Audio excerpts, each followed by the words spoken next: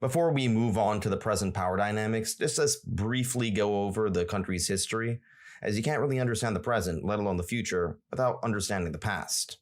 The first inhabitants of South Africa before recorded history were the Xhosa people. They're also known for their clicky noises and by and large are very similar to the first modern human beings. These original inhabitants were later subjugated under the Bantu migration. Various people groups from West Africa eventually poured into southern Africa, and they had agriculture and iron tools and weapons, which made them far more formidable. But it wasn't until the Dutch when the real historical records came into prominence.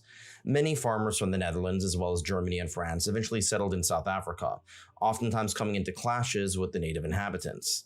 This would set up the foundation of the Afrikaner culture. However, eventually the British arrived looking for gold and diamonds. As the Boers, who were the people of Dutch and German descent, continued to move inland, they would come into more and more conflict with many of the Africans and the British. They would eventually set up two Afrikaner states. Before all of this happened, a man by the name of Xhosa, leader of the Zulus, had conquered much of the eastern portions of what are now South Africa and parts of Mozambique. In spite of their backward technology, the Zulus would gain the military know-how to be formidable warriors, eventually defeating the British in one battle. The British eventually overtook the Zulus along with other African peoples, and managed to subjugate the Boers as well.